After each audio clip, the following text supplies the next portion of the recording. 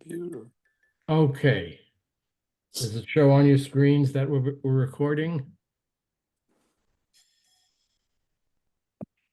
No. Ed, do Yes. you see on your Yes. screen that we Yes. are recording? Yes. Yes. This meeting Okay. is being recorded. Okay, thank you. All right, good morning. Sorry for the little delay there. Okay. So today we're going to take a look at this teshuvah, very, very recent teshuvah. You can see it is dated April 16th. Not even, well, actually just 2 months old.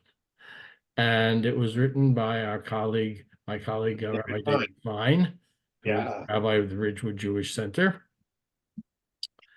And I'm glad that he wrote this because this is something that both I and many other rabbis have had to deal with. Note that it was passed by 15 positive voices, nobody opposed, 2 abstentions. I'm not sure what the abstentions were about, but my guess is that it's not fair to guess, right? 2 people. Two females. Well, it may be that 2 people who may disagree. Let's put it this way: it's possible that you can disagree with the logic, because I think his logic is solid, but you might feel that you're in a very small congregation where it's very difficult to get 10 for a minyan. And we're going to see in this teshuvah a classic example of a pragmatic versus a theoretical approach to ethics. And we'll see, we can evaluate a position based purely on its results, the pragmatic, i.e., does it save more lives, for example, would be a pragmatic approach to, say, an ethical dilemma of triage when you have not, if you remember when we started this whole series, you have more patients than you have ventilators. So there's the pragmatic approach. We save more people by using the ventilators on the people who are more likely to live. Very pragmatic. Probably will save more lives. Or is the theoretical approach, all lives are equal, and we do it on first come, first serve. Right? Therefore, we're not evaluating a life differently from another. Different results, different ethical possibilities.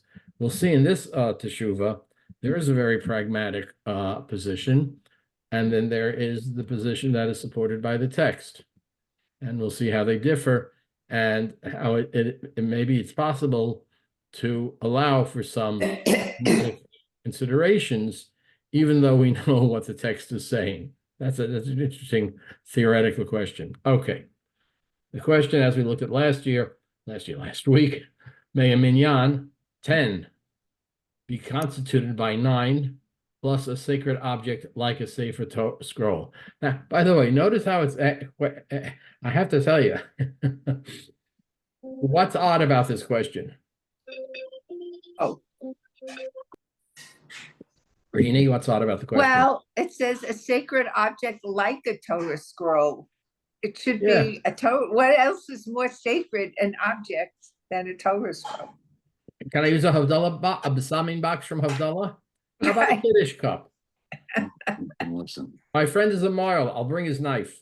I mean, Do anything about it is odd, is it not? Because has anyone ever heard of someone counting as the 10th something other than a Torah scroll?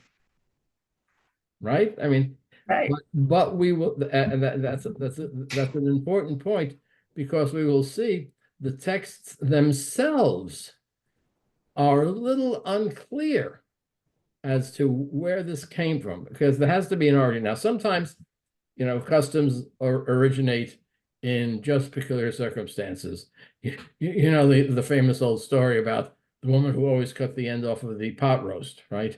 Why does she do that? Oh, because that's the way it always has to be done. And it was done because the mother had a small oven. So the mother always cut the end off the pot roast. So the daughter assumed that this was the tradition in her family, that you always cut the end off the pot roast before you stuck it in the oven. But the real reason was The woman had a small oven, right? So we need to both look at the origins, look at the pragmatics, and look at the theoretical. Okay, let's take a look. There's a widespread custom of opening the ark to make the 10th, right? And as we said last week, we've all seen this, heard of it, know about it, asked our rabbis about it.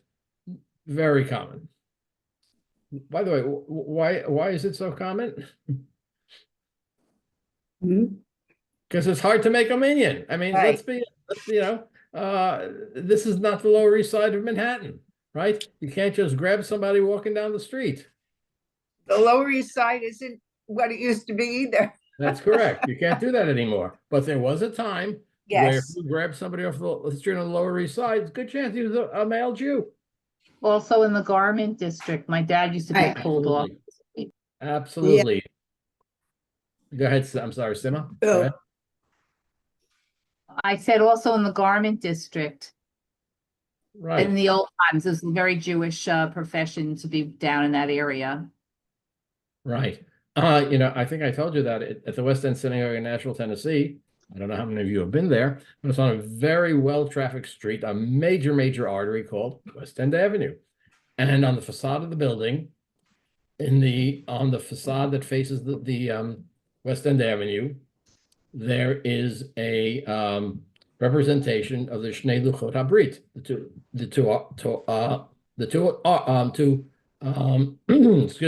tablets of the ark. There's a neon light that was put in around that. And the theory was, if you don't have a minyan, you turn on the light, which was red. And the theory was that if you needed someone for a minyan, someone driving, because the synagogue was located sort of between the downtown area and where all the hospitals and offices were, and the residential areas. Right. So many commuters would have to pass right by the synagogue to or from work. Okay, so you had 9, you turned on the light. I love that idea. But I like the fact that it's a red light. It became a red light district. Yes, we did say that. Yes, we did. Some of us did think of that. So if you're ever in Nashville, Tennessee, and you're driving down West End Avenue when you see the light on, I will also say every once in a while it worked. We always turned it on when we needed somebody, but how often that somebody actually stopped? Every once in a while. Okay, but the importance of the question is clearly, it's hard to make a minyan. We know that, right? This is not or an ishtibel or something of that nature. Okay, we have that problem do we have that problem at the Congregation B'nai Shalom Fairlawn Jewish Center? We certainly do. We certainly do. Exactly. We Exactly. certainly do. And part of the issue is that not as many people live in and around the synagogue as they did at one time, right? I mean, that area right around the synagogue, there were many members of the congregation who lived in that area. That is no longer true. Okay. Okay, so let's go. So that's the question about sacred object. What's that doing there? There's a widespread custom of opening the ark to make the 10th, right? We all know that people, they open the ark and they say, that's a Torah scroll. If there was no Torah scroll in the ark, right, they wouldn't do that. So the assumption, the hidden assumption here is that the Torah scroll is the 10th, right? Okay. Right. And Rabbi Wise points out, I have never served a community that did not ask me about this, and that they had always done it in the past. I agree. I have had the same experience as had most of my colleagues. The custom derives, there is an ancient practice. In other words, there is a textual basis for this. This wasn't like my mother's pot roast, that had a small oven. There's a textual base. So let's take a look at the textual base. It's in the Talmud. It's attributed in the Talmud, the Gemara, to Rav Huna and rejected by Rav Nachman. So already we see that it was not a universally accepted custom. And there's also going to be a question as to what exactly does it mean, which is, believe me, so many times in the Talmud, the question is raised. Now, what was he talking about exactly? Okay. And apparently the Stam, i.e., unnamed opinion in the Talmud, Okay, it also rejects it. Often you have opinions expressed in the Talmud by a rabbi's name, but sometimes it's just there, and it's a stam. We just don't know who said it, but it's there in the Gemara. Okay. Amar Rav Huna, Tisha 9, ve'aron 9, and a holy ark. There's only one meaning that can be possibly placed upon that word there. Aron. We still call it the Aron today, right? In Right. Hebrew, where do we put the Torah? In the Aron. So in this original text, it is very clear.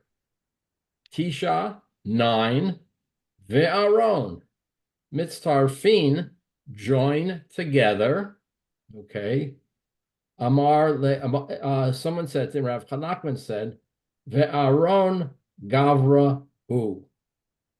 The Aron is a person. Gavra. Okay, that's Aramaic. Okay, so we have one opinion that says the Aron, by the way, not the Sefer Torah, the Aron Gavra. I'm sorry, who, right, okay. Rav Huna said 9 in the ark out for a minion. Notice, by the way, we're as is again typical for the Talmud, they say 9 in an Aron. They don't say literally, the Hebrew didn't say for a minion, but we know that's what they're talking about, okay? That's why I said parentheses there. Rav Nachman said to him, is the ark a person? Ve'aron gavra. Oh, sorry, I made the mistake there. Yes, in the Talmud, there's no punctuation, so you're never sure. Is it a statement? Is it a question? Is it an aside? This is an objection. Sorry, I got that wrong there. Because you have to look at the commentary to know, because there's no, as I said, no punctuation in the Talmud. So Rav Nachman is questioning him. Is the ark of, so let me say that correctly. Ve'aron Gavrahu, is the ark a person? So he's saying, he's objecting. He says, how can you count? You have 9 people and you have a piece of wood. Okay, a sacred piece of wood is that. But is that piece of wood a person? Okay, the Gemara, the Talmud, then offers an alternative, more plausible suggestion to what Rav Huna said. So this is a classic Talmudic argument. One person says something. One other person says, no, he's wrong. Then the Talmud tries to understand and perhaps find some sort of reconciliation as to maybe he's not so wrong. Why do we have these two opposite opinions? I.e., is the Aron a Gavra? So what happens? Rav Huna said, Ela Amar Rav Huna, Tisha Nir'in Ka'asara. Rav Huna said, 9 who appear as 10 may be counted as a minion. Okay, what does that possibly mean? Again, notice we have another statement which needs explanation. So they have to explain it. Some said when together, some said when apart. That is, what Rav Huna must have meant when he taught a leniency on constituting a minion was that 9 can count when 9 looks like 10.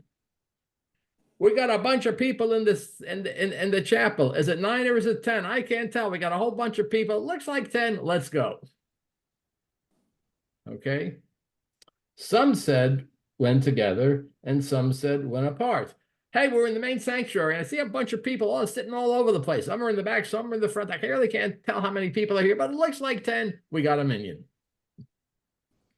Okay. That is what Rav Huna must have meant when he taught a leniency on constituting a minion was that 9 can count when 9 looks like 10. Got a bunch. Okay.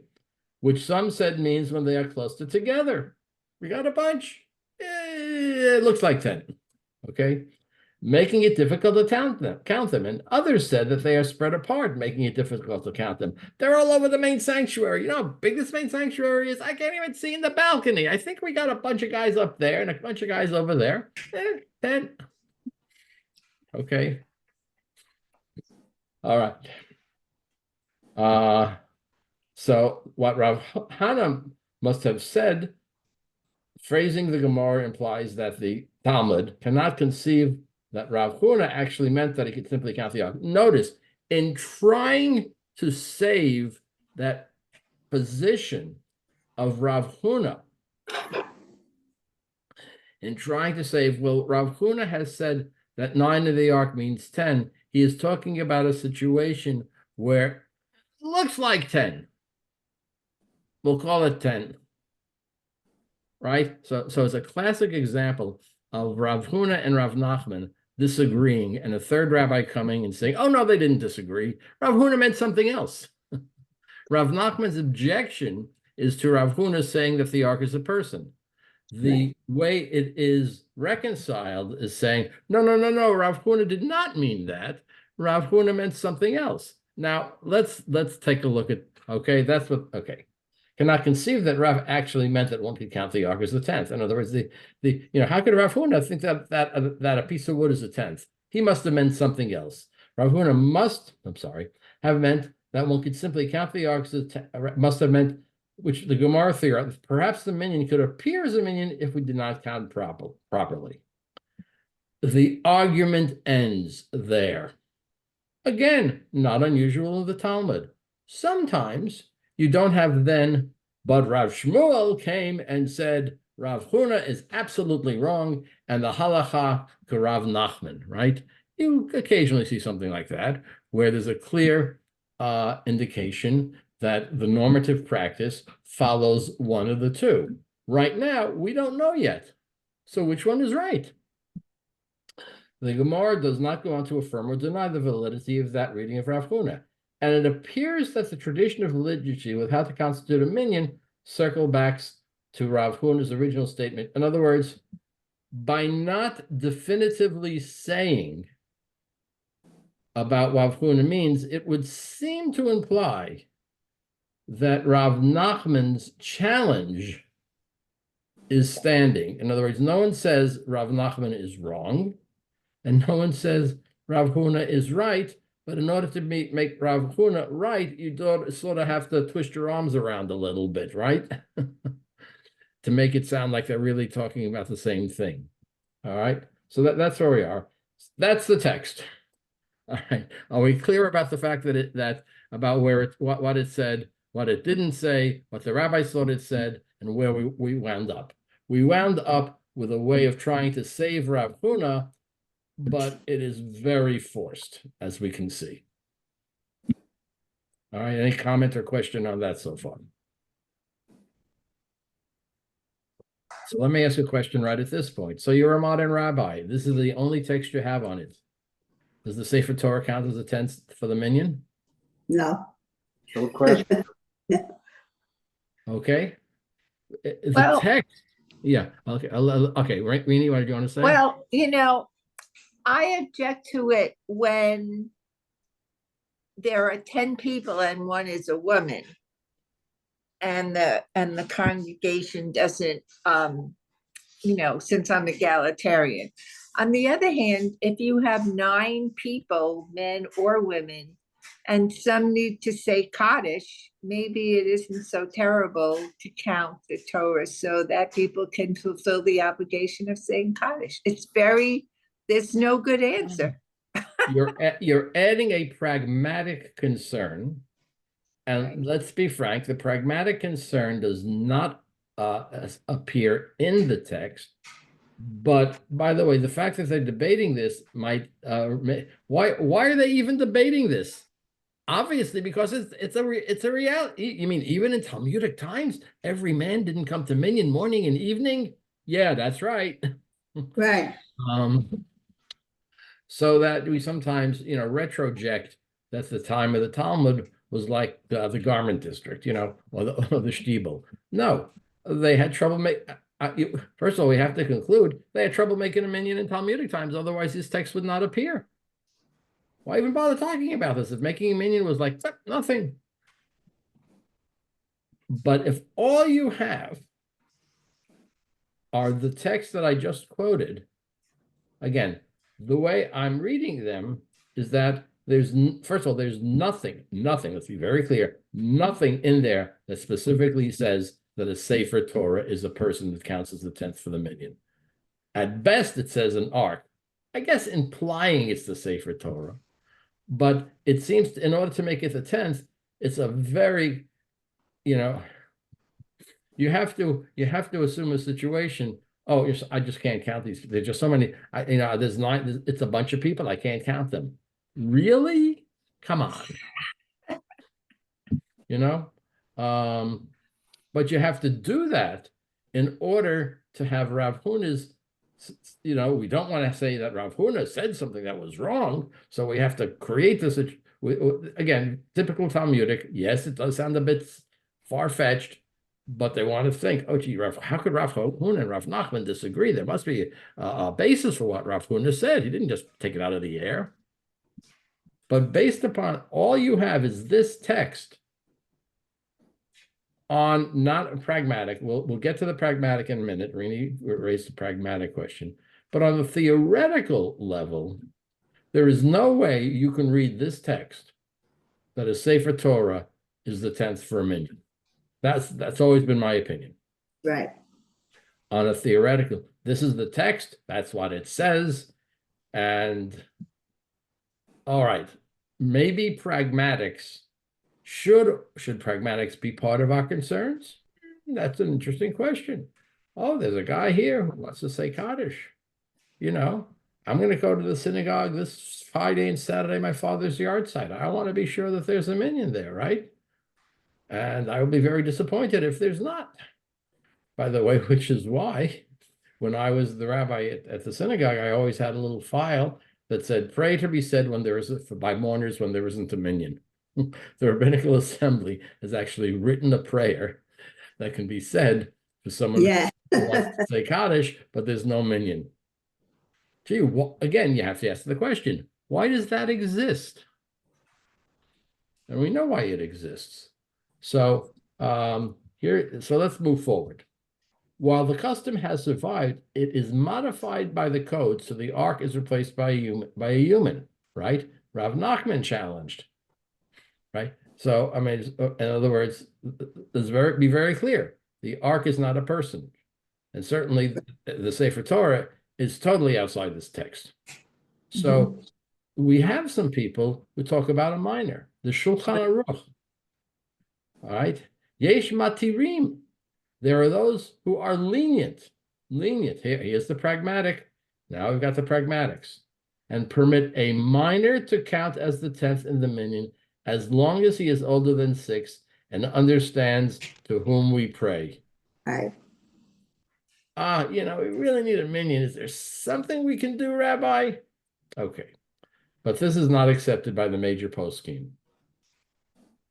I don't understand why they say that you can substitute a Torah for a person, but you can't substitute a minor.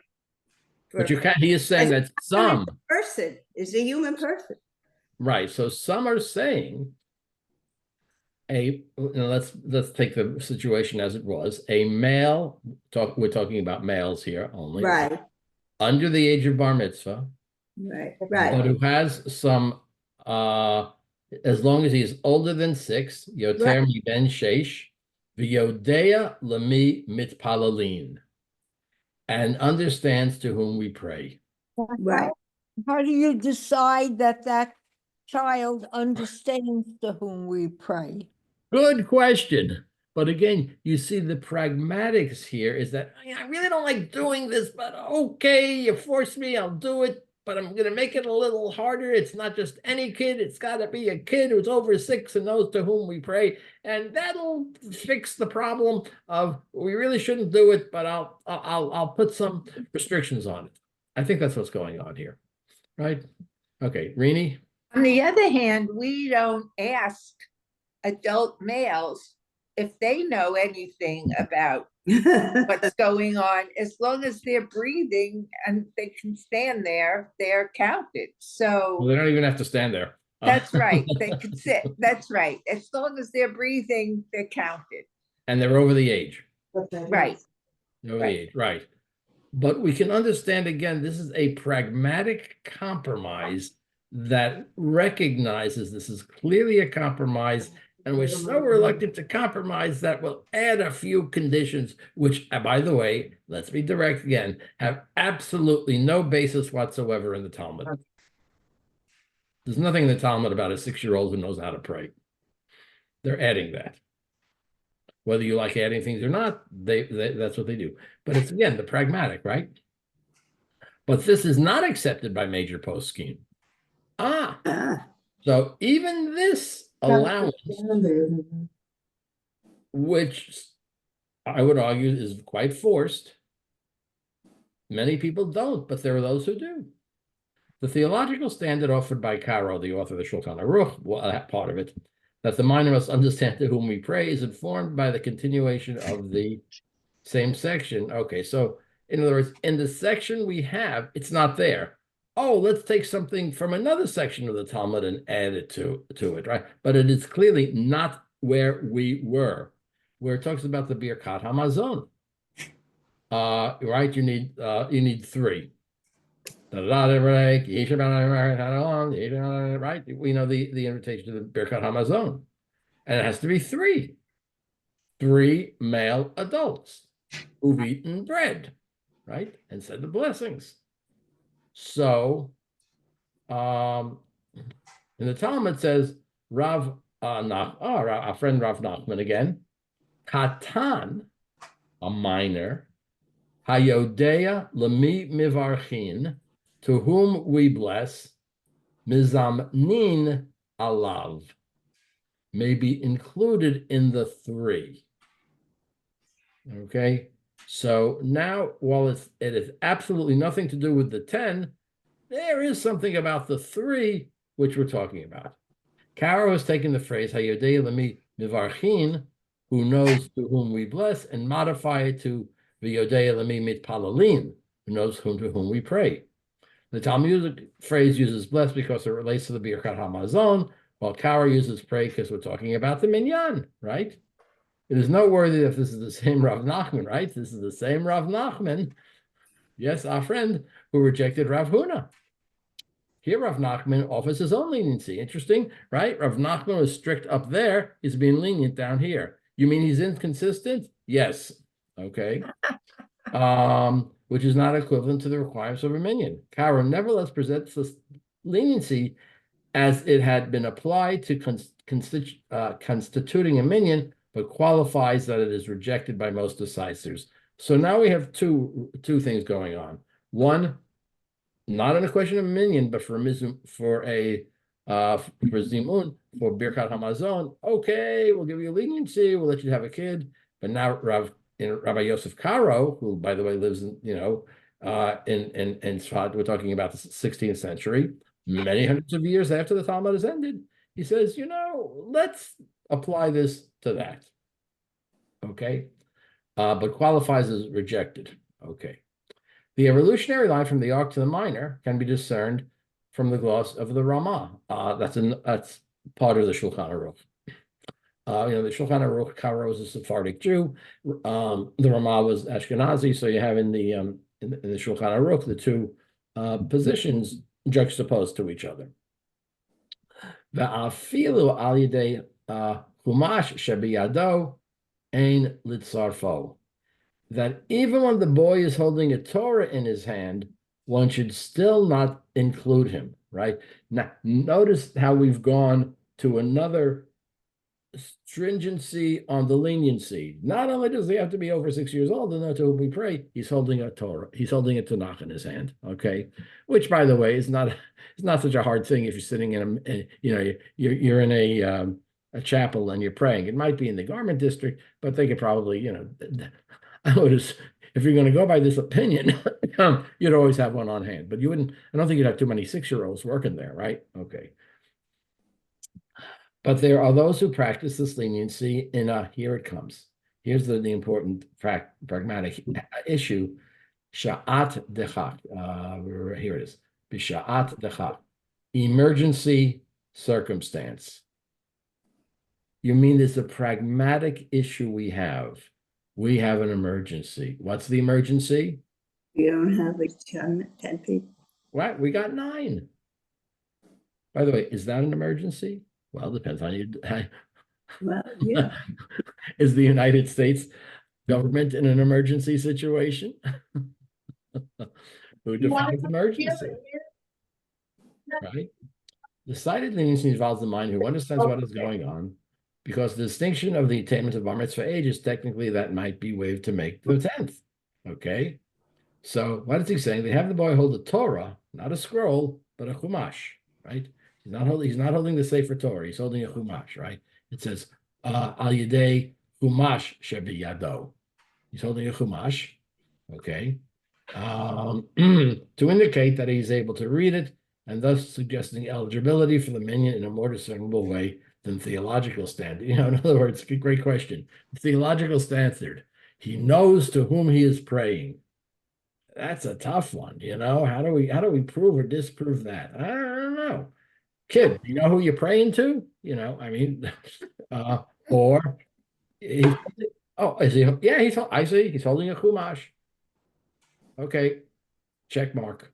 All right. He emphasizes that the leniency, even according to those who employ it, which he does not, right? Caro says most people don't do it, and I don't do it, can only be applied in a sha'at dechach, in emergency circumstances. The idea that a Torah can count as a minyan, it's not in here. Again, we didn't say the kid has to hold a Sefer Torah, right? He's not holding a Sefer Torah. The Torah in the ark does not count at the 10th. He could have said, we open the ark and the Torah counts as the 10th. He doesn't say so, because, by the way, right, clearly he believes Rav Nachman's position in the Gemara on the minyan, right? Okay, but a Torah can be held by a minor as a prop for the child to count. The fact that Karo and the Ramah prefer a pre-bar mitzvah boy over the inanimate ark, but still oppose the leniencies, suggests both its long-standing use as a sha'at dechach and its long-standing opposition by Rabbi. See, here Rabbi Fine adds a little. I think Rabbi Fine is adding a lovely little piece here. He's saying, you know, even in the 16th century, people were doing it, but the rabbis didn't like it. Which is, of course, Rabbi Fine's position, and by the way, mine also. Yeah, people are doing it, but we don't like it. And perhaps this has a longer history. You know, we're not expecting to read, you know,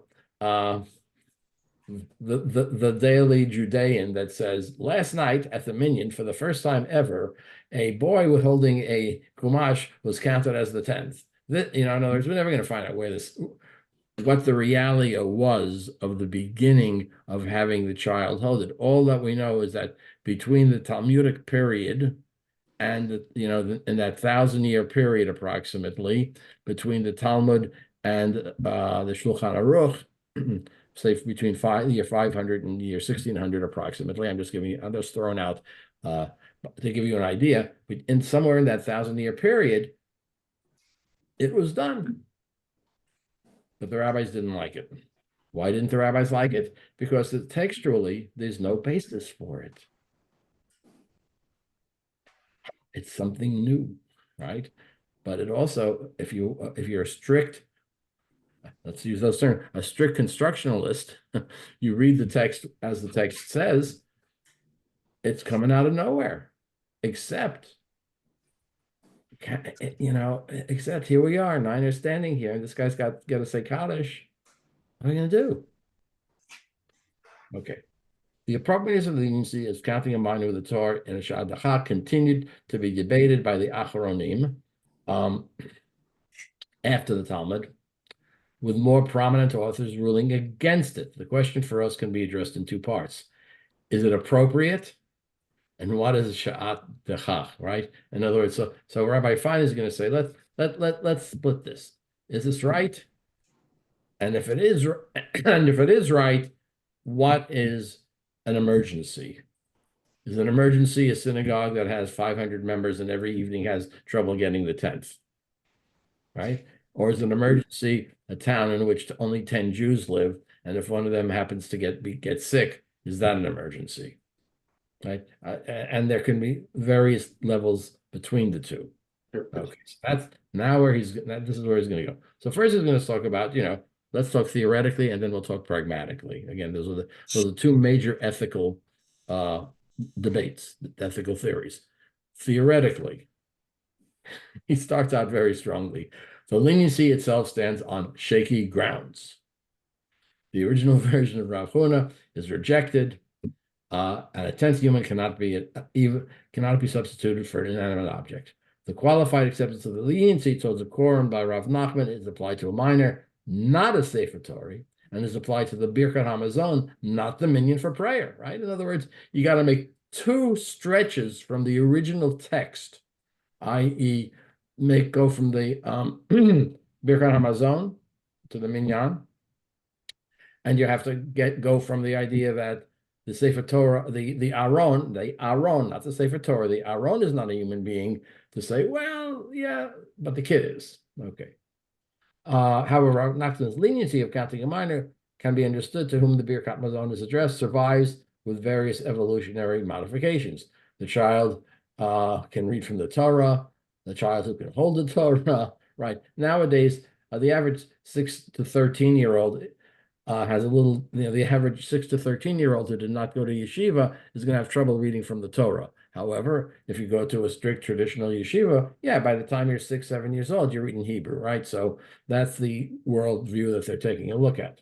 While Birkat Hamazon is extended to a minyan, and okay, the practice continues to evolve where the ark is opened and sometimes the Sefer Torah is removed. Have you ever seen that? Where to count the 10th, the Sefer Torah is the 10th, they actually take the Torah out of the ark? I've never seen that. I've just seen them will open the ark, right? Has anyone ever seen them take the Sefer Torah out of the ark to make the 10th? Yeah. No, I guess they do that someplace. Okay. But the child is not required. And the leniency is objected. Okay. Those who report the leniency do so because they cannot deny that it's out there. We all know it's out there, right? We all can tell you stories. Although they often object to its application, while stressing that those who do employ it may only do it in sha'ad dechach. Emergency.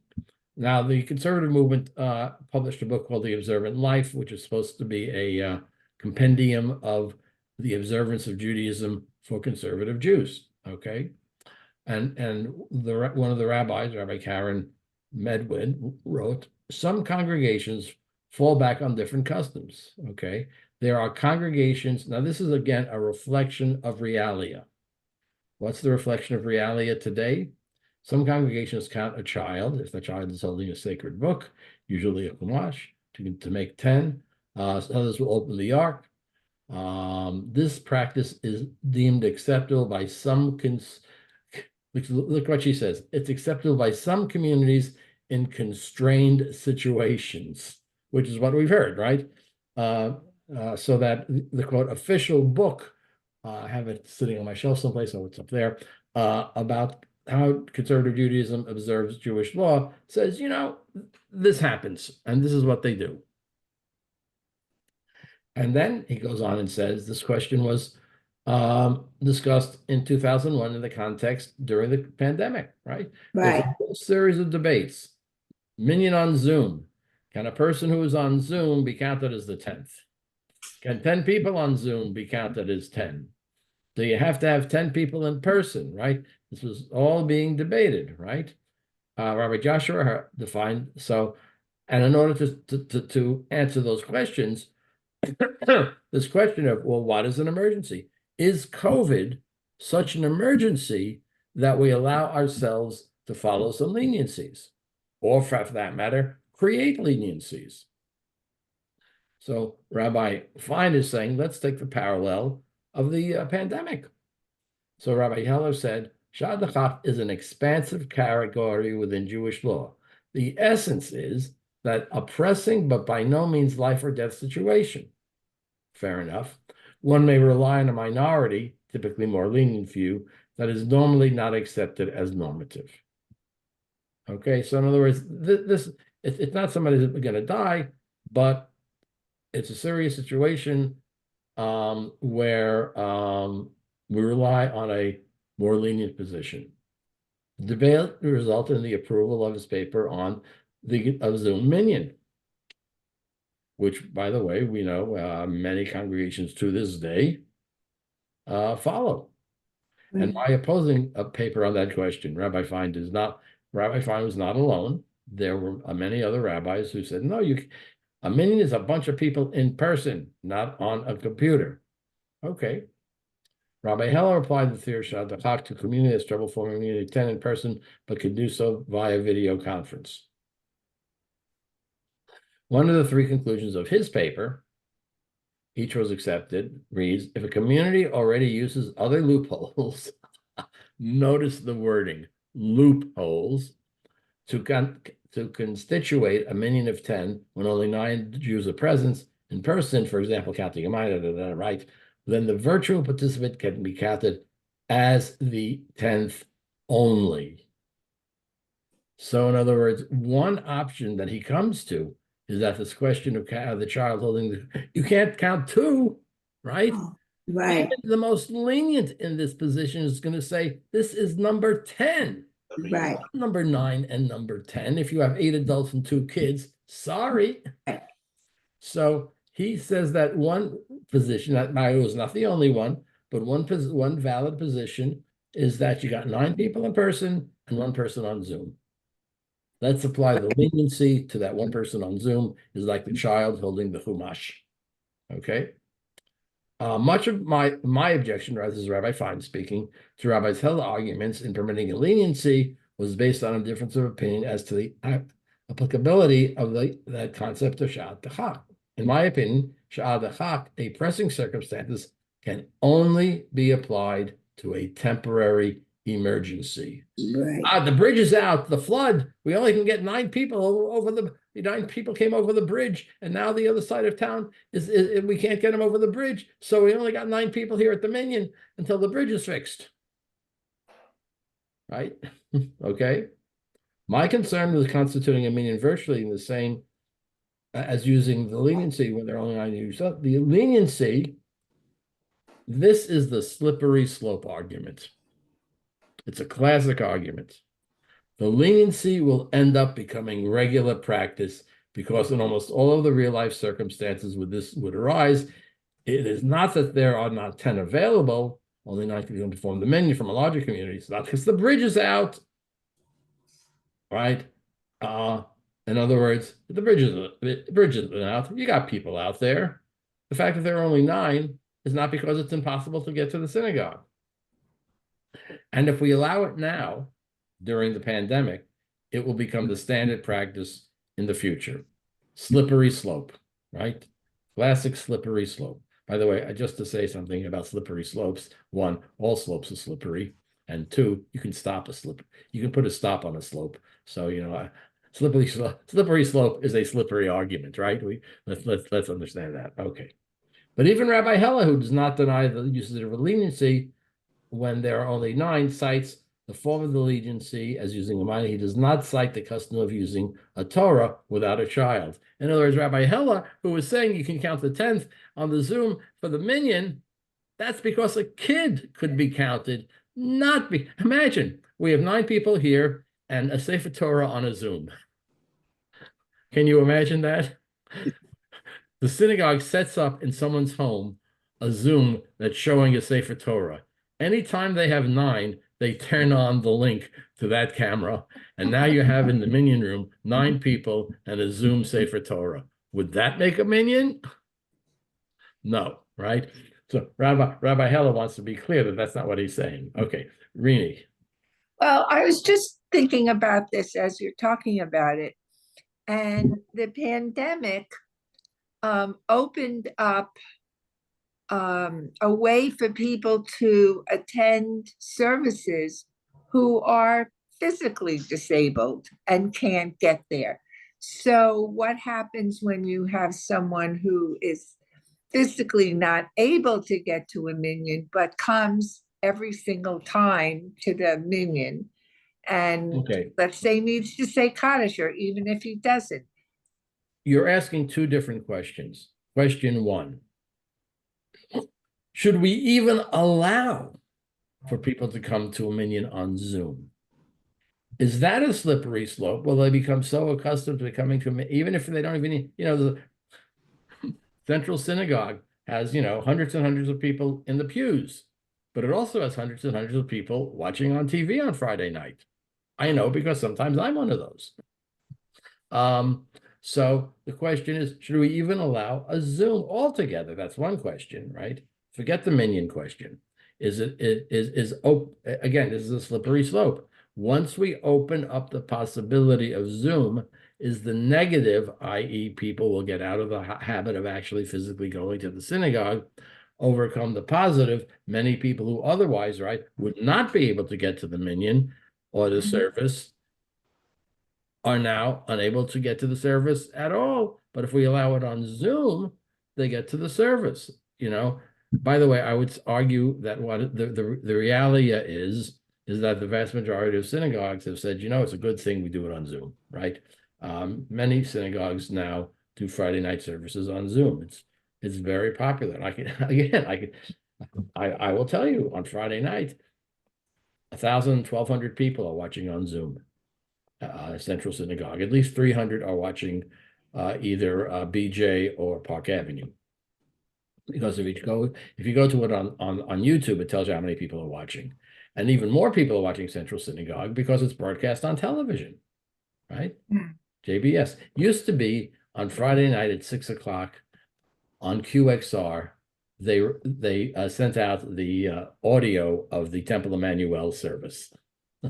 My friend from high school, Rabbi David Posner, Zikr Notes Levracha, I remember hearing his voice sometimes when Shabbat began late. I could turn it on and hear his voice. So I mean that's an important but a different question. Okay, yeah, Fran. Well, that's exactly the scenario that's been going on at the Fairlawn Jewish Center since COVID. And this is when we consulted the Rabbinical Association about this, we were told exactly this, that in an emergency, that the COVID was an emergency, and in an emergency, we have to allow our congregation to be able to participate in the minyan. Correct. Once the emergency is over, they suggested that we cut this we cut the Zoom off. It's only in person. But it's like you said, it became a habit, and we didn't want to the people who really couldn't come to services, we didn't want to have them be not be able to participate. So we kept it.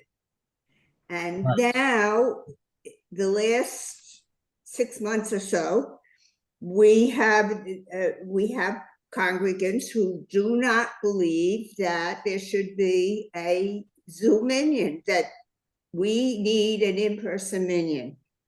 So we have been trying to get, and we've been pretty successful. Sometimes we don't have 10, but have a regular in-person minyan, but we still have the Zoom. Okay, so there's again, what is driving this? Two things. One, pragmatics, right? The question is being driven by both pragmatics and theoretical. Okay, theoretical Zoom minyan is not a good idea. The texts don't allow for it. We shouldn't be doing it. Pragmatic, on the other hand, there is this kind of thing that sort of was allowed, and it does help some people who can't otherwise make it. So really, yes, this is a question how you weigh those factors, and good-intentioned people can weigh them differently. Right. But I understand, and let's be. I remember very specifically after the pandemic ended, and I started going to services on Shabbat morning in person. Just the difference. That's right. Being in person and being on Zoom. Yes, there's a huge difference. On the other hand, some people can't make it. or as you point out, yeah. So is that a good thing for the congregation? Again, people can debate as to whether they feel that the benefits, i.e. the pragmatists, are overweighing the negatives and take a pragmatic view and say continue. And then there are others who are saying, no, we can't. This is only for taking a more theoretical, shall we say, view and say, no, we only did it for the emergency. So now we have to stop. But again, people can disagree as to how they weigh those things. Okay. Fran, you want to say something and then Rini? Yeah, on Shabbat, we do not Zoom. So Shabbat is streamed. So But I'm really, gonna be, they're let's just be direct watching here. it. So what's the Zoom or stream? You're sitting at your computer. Well, that is, but what I'm saying is that for the regular minion during the week, we're counting those people, you know, the 10 to make a 10th if we don't have. But on To make the 10th or to make 5? Will we count 5 and see, 5? this is very enlightening because we're doing it, you know, if we have 8 or we have 7 and there's 3 on Zoom, so okay, fine. For some people, there are other people who are going someplace else if they have to say Kaddish and we don't have a minion. But on Shabbat, it's only streamed. So it's just, you know, we don't count them at all. Right. I know. I will say, I was asked my opinion about this. Right. And I said, not my department. Right.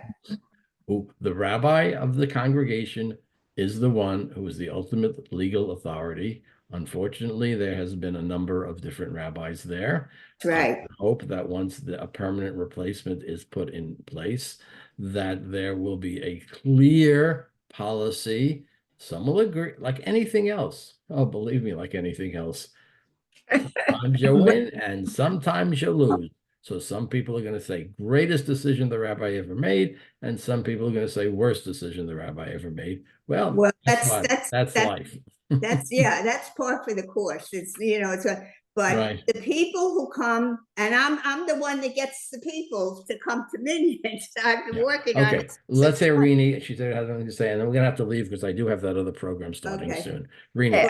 I just wanted to say it's not only to make for the minion for people who come, but it's a kindness and an inclusion for the people who can come. We just had a member passed away last week who was in a nursing home for a very long time, and she attended many things on Zoom, and it would have been exclusionary and a not nice thing for the congregation now that we have the technology to include people who can't come. So that's just another. You are arguing the pragmatic view. Right. Yes. Again, we have the pragmatics versus the theoretical.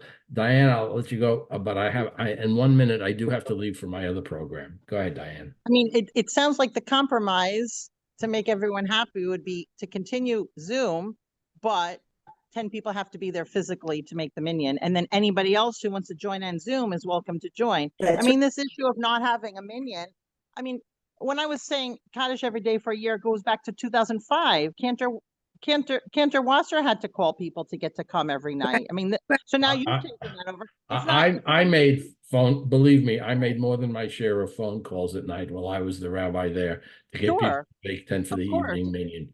So yes, let's continue this next week at the regular time. We'll finish. We'll see where Rabbi Fine is going to be. We've got about 2 more paragraphs to go, but I hope you now at least understand more fully why there is a difference of opinion in different synagogues about this, where it came from, and why you have this differences of opinion based upon both the texts and the pragmatics, right? We'll summarize this all next week. Thank you all for coming. Thank you. Thank you, Rabbi. Regular time, 11 o'clock. Regular. Is that the last one? No, there will be 2 more. there will July be one 1st is the 24th, last. and I extended, it's July 1st, so we'll have a class. Okay. Okay, thank Two more. you. Thank Take you. care. Thank you. Bye, Bye-bye. everybody. Judith, oh,